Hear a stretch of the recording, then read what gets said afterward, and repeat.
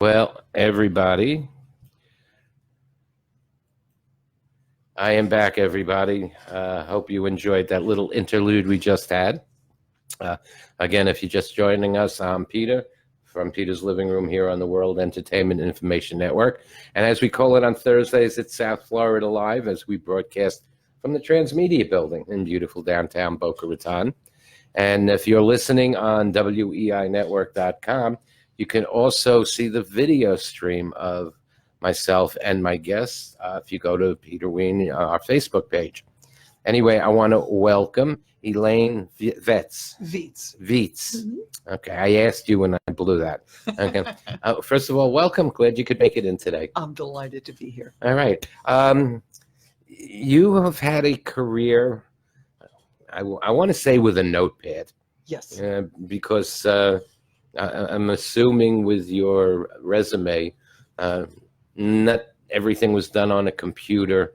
You did a lot of handwriting and typewriter. If anybody out there remembers typewriters. I do. And when I started as a newspaper reporter, we still had old-fashioned typewriters. Right. Not even the electric ones.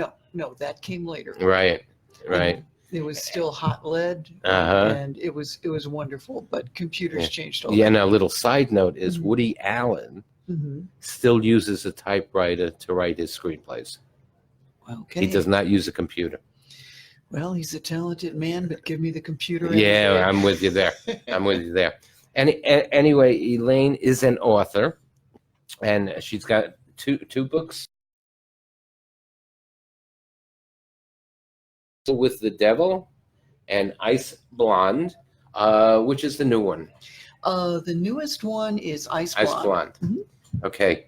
I'm looking at the cover, and it kind of looks like it deals with, it could be murder or death, and it's murder. It's set in the woods in Missouri. Yeah. And my character, Angela Richmond, is a death investigator. Yeah. It is the coldest night of the year, and two teenagers have disappeared.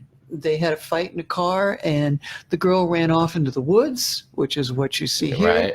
And the boy went looking for her, and both are missing, and she doesn't want to find their frozen bodies. Okay. Missouri, because of your years in St. Louis? Missouri, it's very similar. Choteau County is mythical. It's very similar to the richer parts of St. Louis. Okay. And just to let people know, you didn't later on in life say, hey, I'm going to write a book. You have been involved in journalism for a career. As soon as I started, I was hired before I graduated from college. Oh, all right. I had to take a day off for my graduation. Really? Yeah. But I worked at the Post-Dispatch for many, many years in St. Louis. All right. And you said you were a humor writer? You were like the Irma Brombeck of St. Louis. Irma Brombeck of St. Louis. Yeah. And I wrote funny columns. Readers would come in and write things like, why is there only one shoe on the side of the road? And then people would tell me how they lost their shoes. One woman had a fight with her boyfriend and beat him on the head with her high heel, and he threw it out the window. So that's how that shoe got there. That's very funny. That's very funny. You know, if you think about what are the possibilities, what are the reasons? Very good. Very good. When you worked in St. Louis, and I know you worked for a news publication in New York, right? When did you simultaneously write a book while you were still being a journalist? No, the journalism business, the newspaper business was having problems. Waning, and it was really still is, and it was time for me to get out. Yeah. And so I wrote my first mystery called Backstab in 1997, and then that was set at a newspaper with a very tall newspaper columnist, so you can see the creative stretch there. So I did 4 of those, and they've just been released again as ebooks, and then I did 10 dead-end jobs, or 15 dead-end job mysteries. And then I switched to deeper mysteries about forensics. So Ice Blonde is, if you like forensics and mysteries, that's what it's about. I took the medical legal death investigators course in St. Louis, and those are people who help the coroner, the pathologist investigate crimes. So you followed Quincy around. I followed Quincy. How many of you know what I'm talking about, huh? Now, I've got to tell you, I've never seen a pathologist with a sandwich Yeah, in the autopsy room. Yeah, well, I can understand that too. Definitely.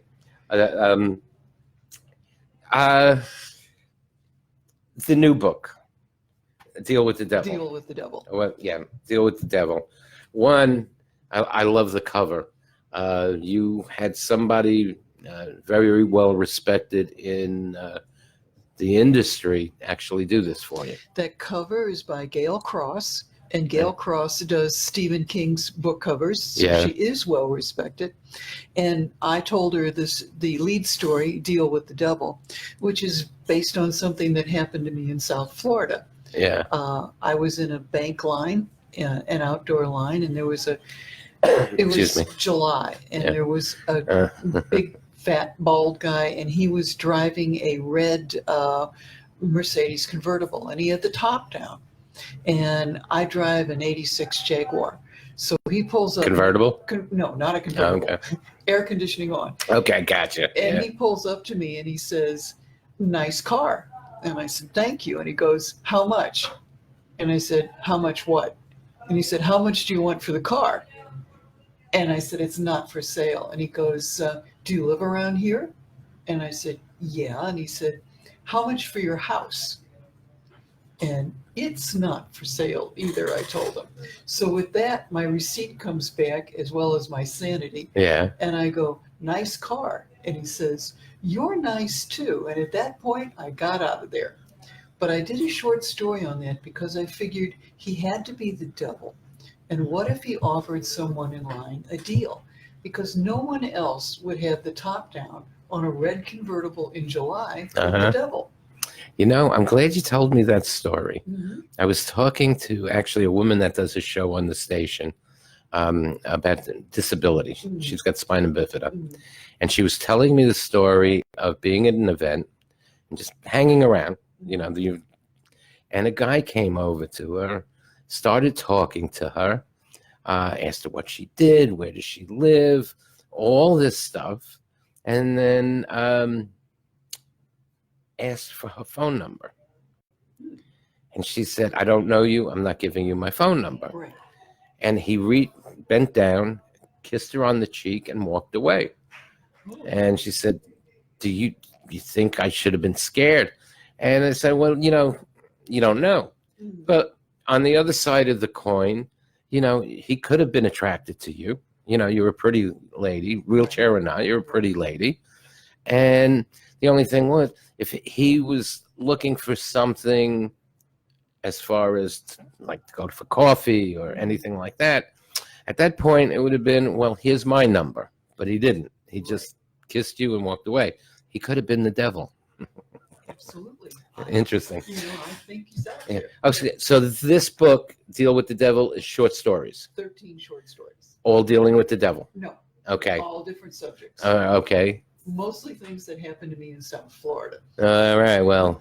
When we lived on the beach, my husband turned 60. Okay. And he was starting to put on a little weight, and I thought he needed a trainer. Yeah. So I hired this girl on the beach.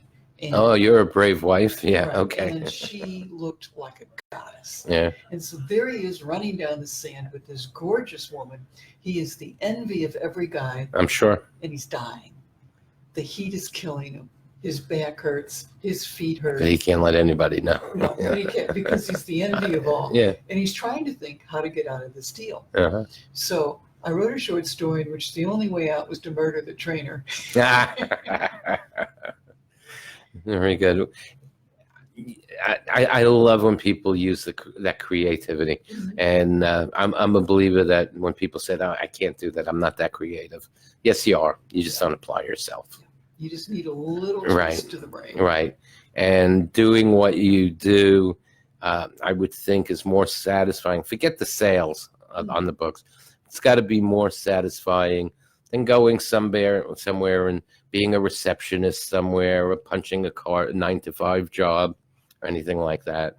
And so I guess you found your niche. I did, and Yeah. I've had lots of 9-to-5 Yeah. jobs, but I really enjoy the creativity of writing, and I'm so lucky to have that freedom so that can be Yeah. my career. Okay, so you did mention the other books that you've written. They all available like on Amazon or Barnes and They're all Noble? available, Amazon, Barnes and Noble. They're all available as ebooks. You can Uh-huh. also order them, obviously, as paperbacks, but they're all there. So there's lots to Yeah. choose from. You know Stuart Woods? Yes, I love Stuart Woods. He's so easy reading. very I easy. like the way he makes 2 or 3 books Mhm. with a main 1 or 2 characters. Then he pulls one of the characters and makes that the main character, in the next few Very books. clever. Very clever, very clever. And it's amazing how many people who are into that type of book, like Patterson and all that, don't know who he is. Oh no, I've been at library functions Yeah. where he's been the honored And he's a guest.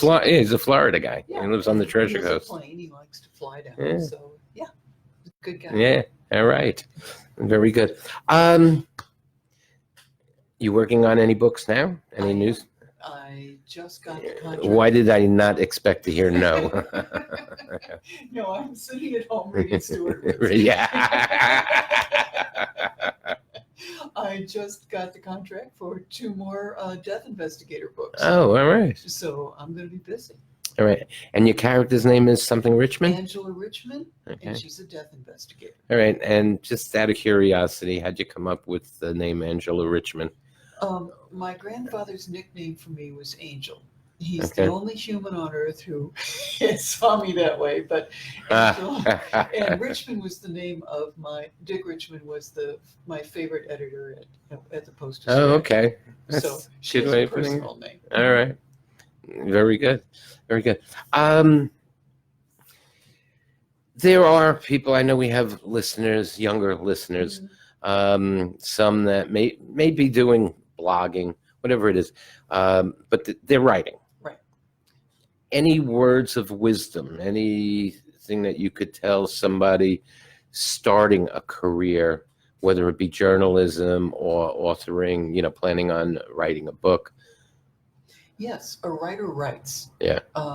And whether you're doing a blog, a journal, keep writing. And write for everything. Write for your school newspaper, write for your college magazine, but keep writing. And, if you're writing a book, terrific. I think Stephen King wrote 7 or 8 books before he actually had a publishing book.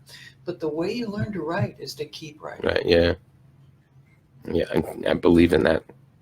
Definitely. Well, I'm glad you made it in here today. Well, I'm glad to be here. Yeah, very good. And again, everybody, Elaine, that's Viets. I did it again. I'm sorry. Viets. You can find her on Amazon. Amazon, BarnesandNoble.com. Yeah. And do you have website, social media? The website is my name, ElaineViets.com. Follow me on Twitter at eViets Mystery Writer and Elaine Viets Mystery Writer Facebook page. All right. Okay. Very good. Well, I'm glad you made it in today. I look forward to reading. This is like right up my alley. Good. Yeah, definitely. You're listening to Peter's Living Room here on the World Entertainment and Information Network, as we call it on Thursday mornings and into the early afternoon, South Florida Live. So I want to thank you, Elaine, for coming in. Thank you. I want to thank you for choosing to spend time listening or watching us. And we still have more to go. So we're going to take a quick break. We will be back shortly, everybody. Don't go away.